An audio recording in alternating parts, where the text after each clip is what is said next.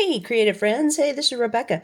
Hey, if you saw my last video, I was really geeking out in a Barnes& Noble store because I was so impressed with their stock of all their blank journal books. And I'm so glad that so many of you that resonated with you too.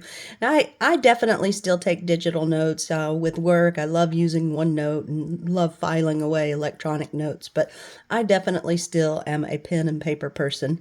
And as I try to develop my creativity and use up some beautiful art supplies and try to get better at just sketching, then I always have journal books around me. So I just wanted to show you I did splurge at Barnes& Noble and I picked up these two. But it really was impressive. I mean, in the past, you'd have to go to an art supply store to be able to see such a big selection. And so they had the artistic books as well as the gift books, and then just regular old journal books too that are great for bullet journaling and planning and just keeping up with your to-do list. So just wanted to show you the two that I splurged on. I just think they're really, really beautiful, and they're going to look really nice together, kind of this summer vibe. And so I just wanted to show you some of the details of these two. These are both new to me. I have never used either of these brands, and so I'll be checking them out and probably growing to love them even more, and may have to invest in some more too. But definitely a splurge here. So let me just show you this first one. It's very thin, nice and flexible, by another brand I'd never heard of before, and Quartier Libre, but this is definitely a French brand, and so there is their website here. But pretty typical paper. This is nice and thin, and this one's strictly going to be just for note taking. So I've just tested my favorite gel pen there, and just a quick pencil test, and this will be fine. And this paper is fairly thin, but it's got a nice tooth to it, so this would work great for colored pencils as well. So, but definitely a lined, creamier paper. No, but what I really loved about this is this cover is nice and sturdy, but super flexible. And then what I really loved is just scattered throughout this journal, they have some pre-printed art for you in here. And so it's just going to be a, kind of a surprising thing. I'll have to do some Google translating there to learn what some of these French phrases are. But just so cool. I just love these little surprises like this. But so this was one that I picked up, and it's just a beautiful note-taking book. All right, and then I was super pleased to get to see one of these in person. And again, all of these you can buy online, but whenever you see them in stores like that, then you can compare the sizes, and and that way you know what an A5 versus a B6 is. So it was just super handy to see them all in the Barnes & Noble. This is Astology, and they have become super famous for their really thin paper. This one is a grid version. You can barely see the dot grid in there. And this is a plain page. Some of them have some columns and row numbers for you, as well as all the months of the year, and you would circle what month and day it is, and so they have the handy header on every page. This one did not have that. However, it does have 365 pages, and it's super thin and flexible, and so that's why these have become so popular for just using as planners. And the paper, again, is super thin, and from what I understand, it's comparable with a Hobonichi, which is definitely a Japanese planner. But this is Astology, also has been around for a long time, and over the years I've seen artists on Instagram use these, and so I've always wanted to try one. So I'm going to take this cover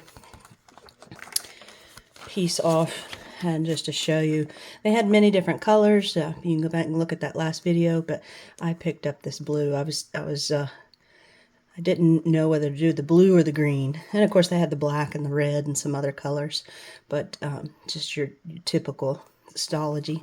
I love the minimalism of it. And again, it's just incredible to have that many pages and such a thin book. But I love their little logo here, their phrase. Yeah, I love their phrase there. What should have been is. So anyway, just kind of their catchphrase for their brand, and just nice, very, again, very minimal notebook. But these pages are, even though they are so thin, they're going to be very durable. I haven't done a whole lot of pen and marker tests, but I will show you what I have got so far. This is going to be my play journal. It's going to get chunky over time, and I like that fact. And so it's going to be messy. And so some of you, like here, I've already got some messy edges. I know a lot of you that would bother you, but this is going to end up for me being a play journal. And so these pages are so thin, it may, here I've just got some pencil and the fine liner, a fairly thick fine liner. So these may be more ghosting than what you would like. The pencil, of course, is fine, but, you know, really thick fine liners may be more ghosting than you like, but it won't bother me. I'm probably going to be sticking to just doing one side of the paper. But like pencils are going to be just fine. And then I love using one of my newest finds as far as art media go. I love using tempera paint sticks, and I have so many different kinds now. These are the quick sticks, and so I love to use those because they're so quick and fast, and just doing some different sketching.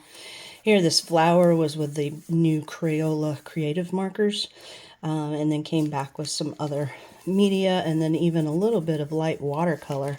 And then I love how the paper is going to get nice and crinkly as I work with this journal.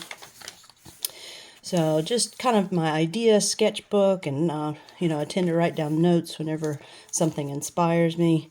And so again, just kind of my play notebook to try to help improve some of my sketching and artwork. But you can see, starting off here, I'm going to tend to just do it probably on this right hand page. I may come back and add notes and things like that, because again, it's not going to bother me if you know, if these pages have some ghosting and a little bit of bleed through. But for the most part, this paper is really nice, and I know fountain pen people really like the Stalogy as well. So far I've been pretty harsh with it. Here I had some Posca paint pen on top of the tempera paint marker, and it's held up well. It's going to be just fine. Even some stamping, just experimenting with some of my new stamps and coming back and coloring them with different markers. This I even threw in a little bit of my chrome marker for some of those shiny leaves, and it did okay. And then here, just recently, I was doing some felt tip markers, as well as more colored pencil, and even some more of the quick stick.